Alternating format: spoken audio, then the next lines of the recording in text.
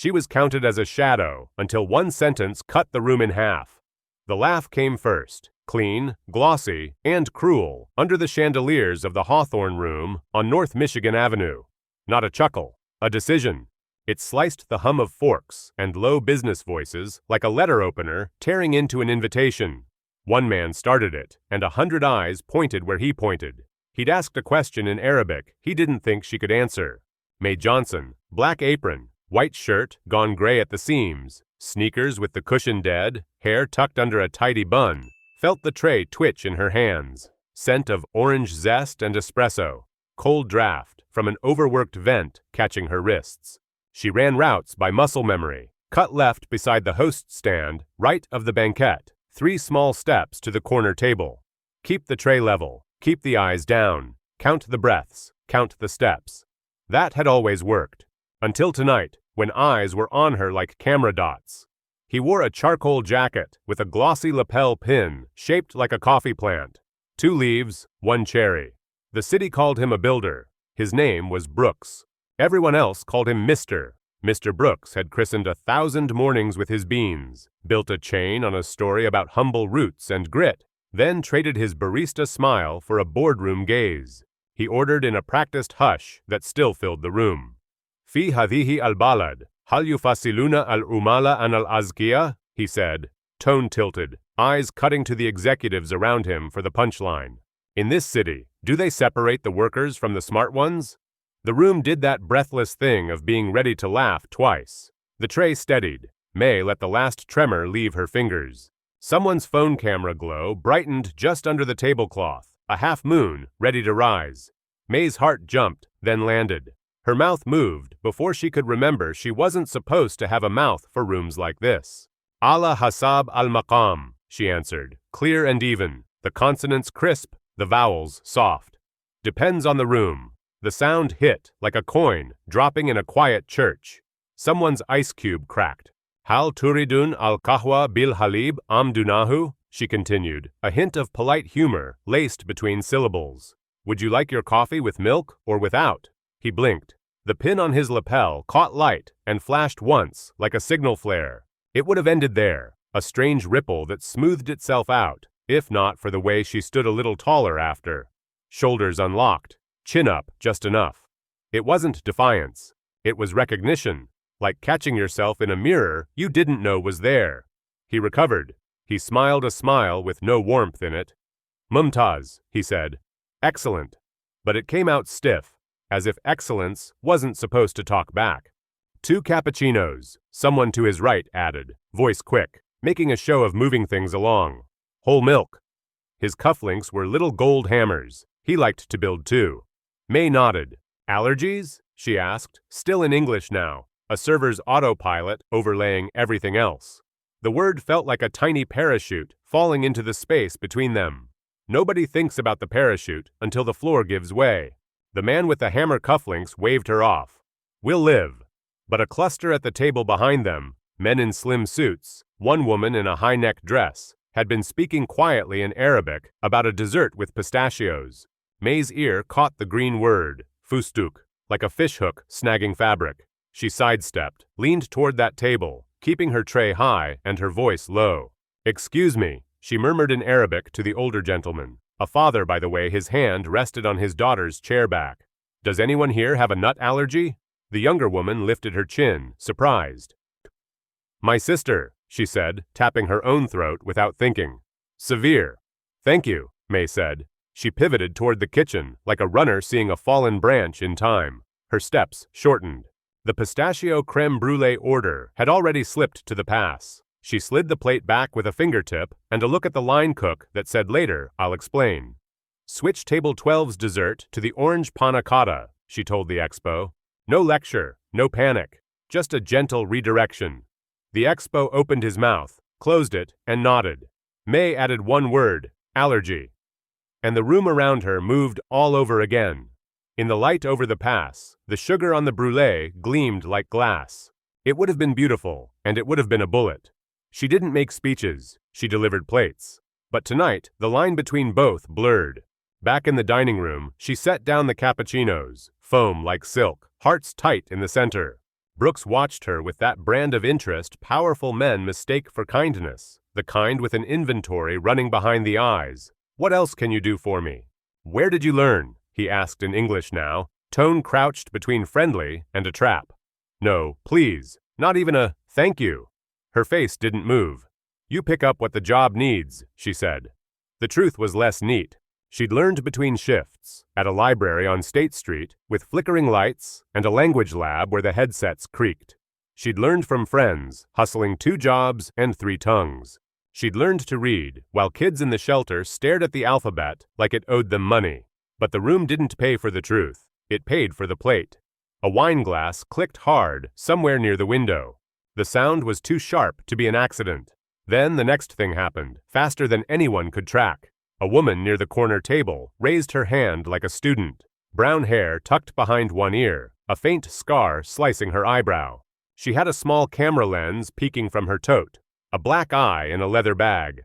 "I know you," she said softly, throat tight, and lifted a photograph between 2 fingers, the edges frayed, the ink a little faded. On it, a public pool in back of the yards, light loud and wavy, a boy with skinny arms and water in his lashes, a woman's hand beneath his ribcage, holding him up so gently it looked like he was floating on faith.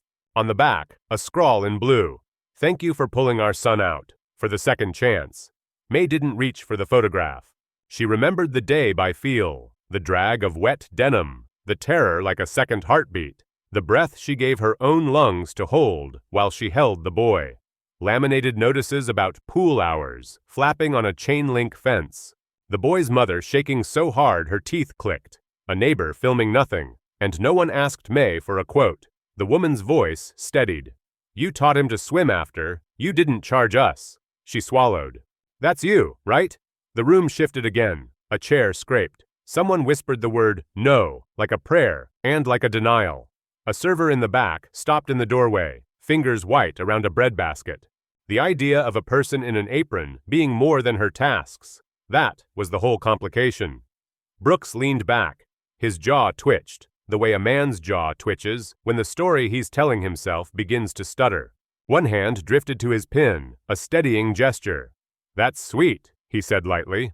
"We love community here." A laugh from a different table, quick and mean, died halfway. Then the man with the notebook stood up. He wasn't tall, but anger makes people read big. He had a press card clipped inside his jacket pocket. Freelance, which meant broke and stubborn enough to outlast the room.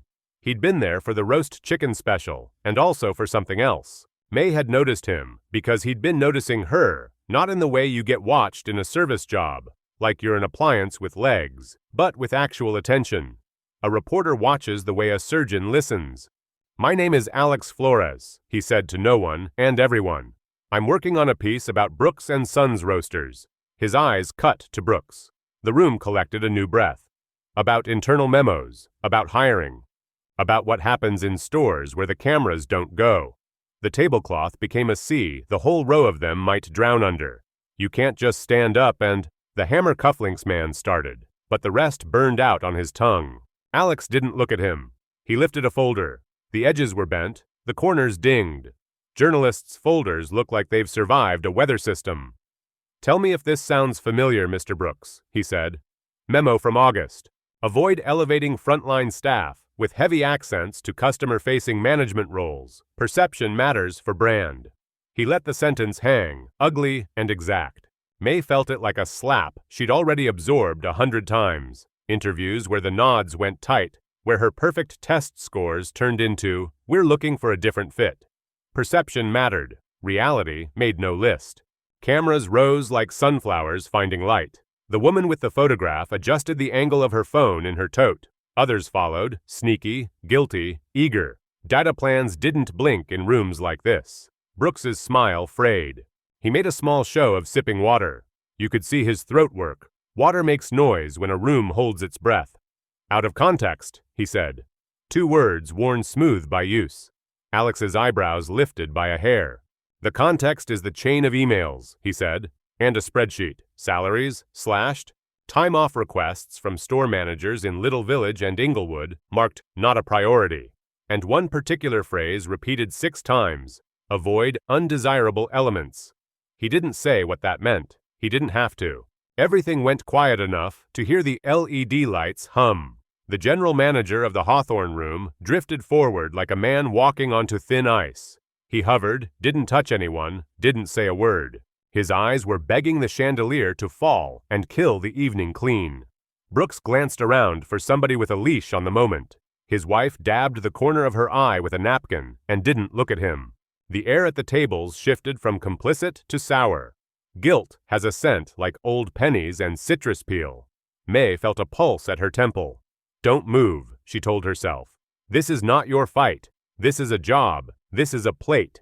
But the room had already decided she was in it. Count the breaths, count the steps. She spoke again, quieter around the edges now, not theatrical. If your dessert had reached them, she said, nodding toward the table with the father and the woman with the allergy, we'd be in an ambulance now. She didn't add, you never asked me what else my job is. She didn't add, I translate at the shelter on Tuesdays, or I teach the kids across the street to read their mail, or I'll spend 3 hours tonight on the library's language software that sounds like someone talking from inside a tin can. You can't write that on a check presenter. Brooks's mouth opened, closed. The machinery of a response spun and ground. May's phone buzzed once in the apron pocket she'd sewn stronger herself. Her sister sometimes texted an emoji instead of words because you couldn't argue with a heart or a lightning bolt. May didn't check. The phone buzzed again. From the tote bag near the window, the camera's small red light blinked. It was already streaming. It would have been, even if no one had noticed. Truth has a way of getting caught on glass. Alex lifted his shoulders, like a boxer stretching his neck. Also, he said, softer, there's a line here. He lifted a page. Some folks are good at staying in their lane. Keep them grateful. Grateful people don't organize. He didn't look up when he said it. He didn't have to. It found its mark anyway. Someone at the bar let out a sound that wasn't a laugh. Brooks made a stabbing motion with 2 fingers, summoning the manager. This is a private dinner, he said tightly. We don't allow protests. The word protests sounded like a shoe he didn't want to touch. Alex's smile went strange and small. Then you want to get your story straight before my deadline, he said, and let that hang. Deadlines are clocks only some people can hear. A server set down a bread basket and misjudged the distance by an inch. The bread fell, tumbled and warm onto the white cloth. Nobody moved to fix it. If a story breaks in a room full of powerful people, you'd think it shatters quietly. It doesn't. It starts knocking. At table 12, the older gentleman in the high-neck dress's orbit lifted his glass to May. Shukran, he said. Thank you. She nodded once. The tray didn't shake. Another device came up, newer, the kind that costs 2 rent checks. The finger hovering over the screen didn't belong to a teenager. It belonged to a lawyer in a navy suit with a bar association pin and a poker face that had seen better nights. She wasn't filming the scandal. She was filming the room's response. There's a difference. Brooks adjusted his cufflink with careful hands. We care deeply about our people, he said, landing each word like a stone into a pond that refused to ripple. We are proud of our diversity and the woman at the window, the one with the photo of the pool, made a tiny noise, not a sob, a click of the tongue at a child reaching for a hot stove. Don't, she said, not loud, but the kind of not loud that moves farther than you think. Don't say diversity right now. He looked at her like he'd been woken from a nap and didn't like it. Sir, May said. Every eye turned. Even the ice cubes paid attention. I think you forgot, she said, picking each word from a neat row behind her teeth. You thought I didn't read. A small smile that wasn't sweetness, not even close. We all read. Sometimes we just don't tell you what we learned. Then she did something she had told herself 100 times she wouldn't do. Something that could scorch the ground she walked on for months, maybe years. She said names, not many. 2. The store manager in Pilsen, who'd been dinged for speaking Spanish to a Cuban grandmother choosing beans. The shift led in Auburn Gresham, written up for wearing a headscarf on Sundays. She didn't lecture. She fenced. Detail, pause, detail. The room did the rest. In the kitchen, a bell rang, a dish dying on the pass. A tiny thought tried to climb up May's spine. This could end me. She stepped on it gently with the heel of her mind. Ma'am, the manager whispered, eyes begging. He meant please stop. but also please don't make me say please. Alex's folder relaxed at his side, pages feathery. He wasn't the center of this anymore, and he knew it. The center had moved, like a dancer changing the axis of a turn. The laugh that had started the night felt far away now, a cheap sound from a cheap speaker in a room that had discovered its own acoustics. And then, how quick can a room change? The tide tipped. From the corner, a clap. One. Hearty, maybe too hearty, but it was a start. Then another. Then the room remembered it knew how to make sound that wasn't cruel. It wasn't a standing ovation. It wasn't a chant. It was something smaller and more dangerous. Permission. A crack in a wall. Brooks stood. The chair legs shouted against tile. He wasn't a man used to losing the thread in public. His jaw worked again. The speech he had built, charity gala words, foundation boilerplate, couldn't find its place. When he spoke, it was to the manager. "Get her out," he said, quiet enough you could pretend he was still the kind of man who didn't raise his voice. "What's the reason?" Alex asked gently. Reporters ask that like surgeons ask where it hurts. "Disruption," Brooks said. "Saving a guest from a hospital visit?" Alex asked. "Speaking to a paying customer in the customer's language? Or speaking to the press, which, as far as I know, is not illegal?" He glanced at May. "Apologies," he added to her, a small aside. "Journalists get people hurt sometimes. Good ones carry that like a shoulder ache that never goes away." The manager's mouth opened and closed. He nodded to May, a nod made of fear and loyalty in conflict. She put her tray down, not heavy, not light, middle.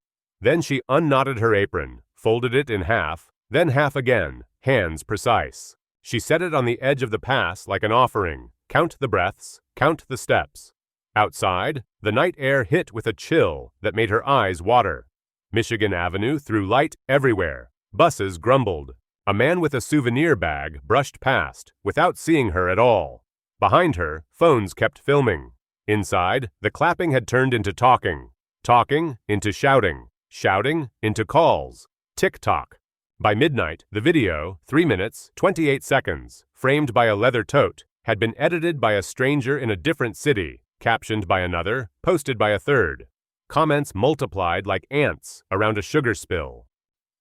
Not Your Punchline trended, then spiked, then became a story on its own. A local union organizer DM'd her on a platform she rarely checked. A lawyer texted a friend, who texted May's sister, who texted May. Alex filed his story from a diner on Wabash with a slice of pie he didn't eat. The headline was sharp, but not cruel. The quotes were clean. He included the pistachio. Small details make big stories breathe. Somewhere near Lakeview, Brooks sat in a condo with windows that did nothing to make him invisible. He scrolled through his name until the letters lost meaning. His wife moved around him like a question he didn't know how to answer. He called his head of PR. He didn't call his mother. And May, what do you do after you set a room on fire by telling it to pay attention? She walked Lake Street because walking calmed the static in her nerves. She stopped under the L tracks and listened to steel talk to steel.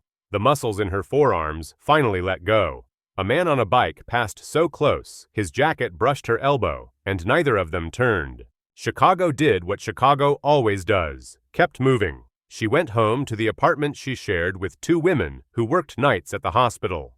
The air smelled like coffee even there, because the smell had found its way into her hair, her coat, her laundry basket. Her sister's text glowed. "You okay?" A lightning bolt, a heart, a pair of wide eyes. She typed back, "I think so." She lay down on the futon that gave her lower back a personality of its own and stared at the ceiling fan that squeaked like a tiny bird. She closed her eyes, opened them, and saw a pool 10 summers ago and a boy who trusted her because he had no choice. She slept the kind of sleep that comes only after a rush, late, restless, and with no dreams she could keep. Morning shifted everything again. Her phone chirped into a confusion of notifications. A message from a reporter at a national morning show. A voicemail from a coffee competitor's HR rep in a tone like you've never been seen, but also we will now try to own you. An email from a community center director on the South Side. Would you consider running a program? Language support. Community forums. Something real. Something that would pay an amount that respected time and the hours not paid. There were also messages with the other kind of energy. anger with no aim, threat without plan. She kept those unread. She'd already lived through worse than a stranger's opinion.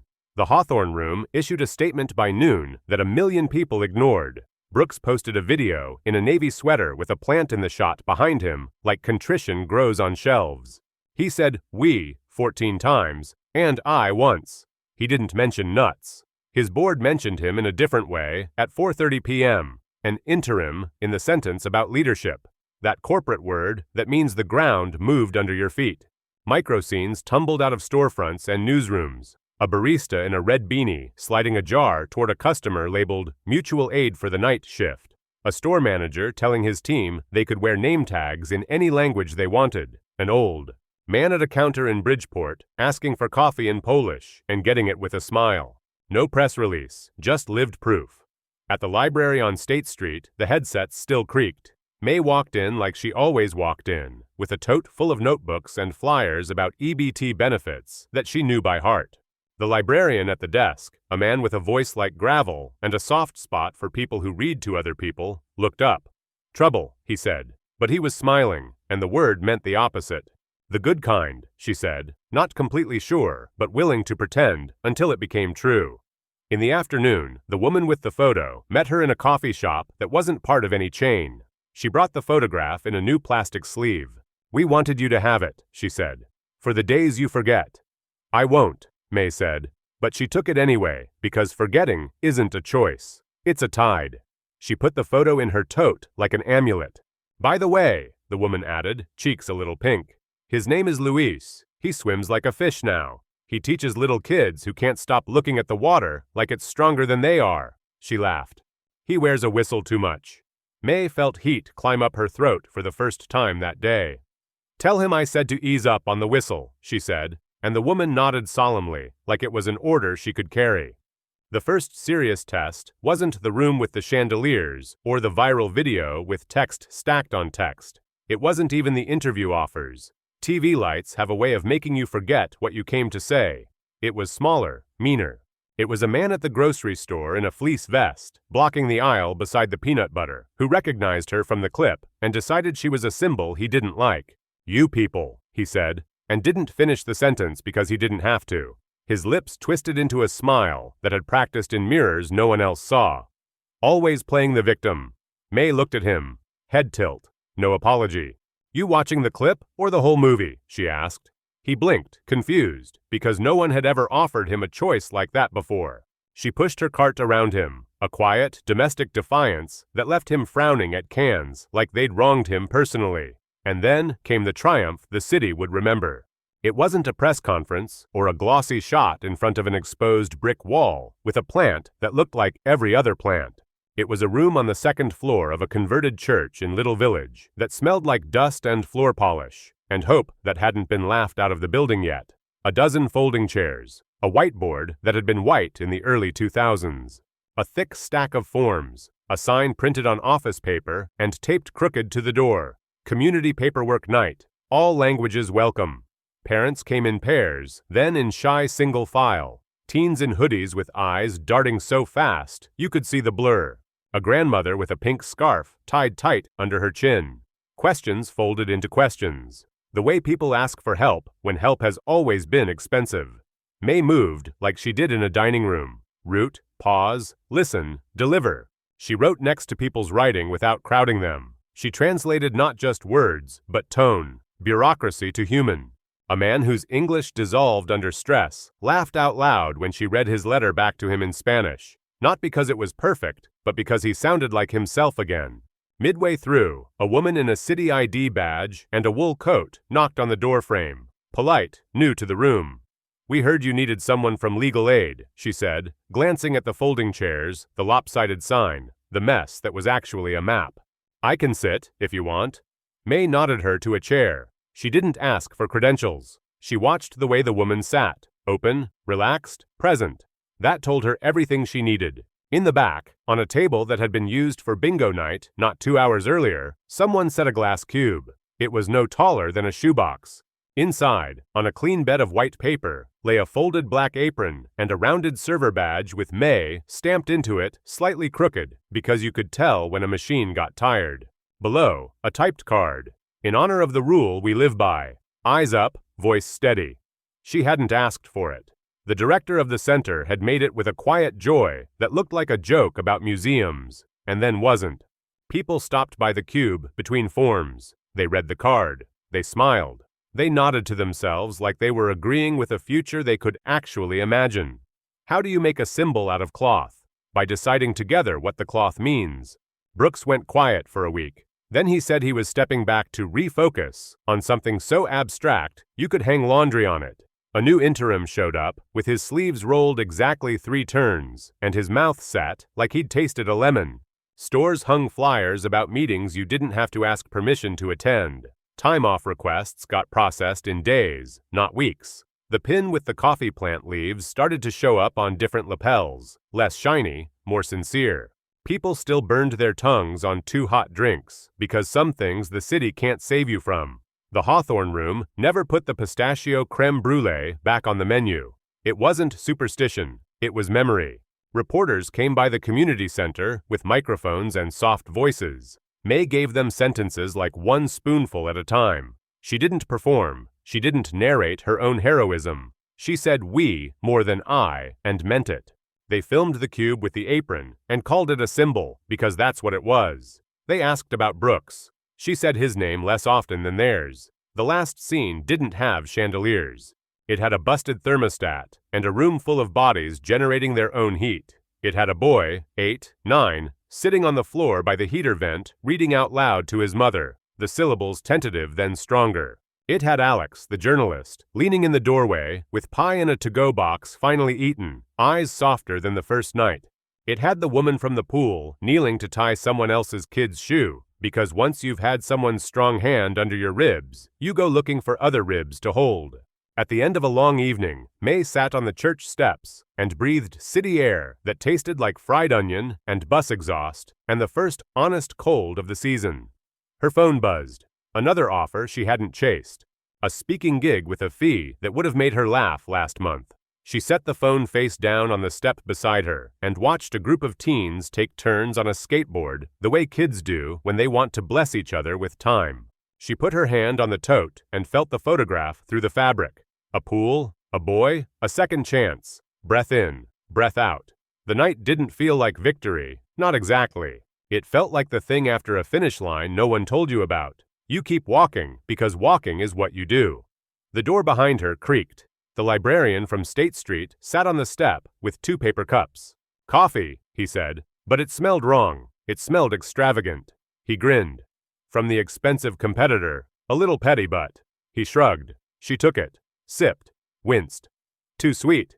He nodded at the glass cube through the window. Nice touch. I didn't ask, she said. Exactly, he said, and that was the point. You ever notice, she asked him after a minute, how fast one laugh can bruise? Sure, he said. Also how fast a room can learn a new sound.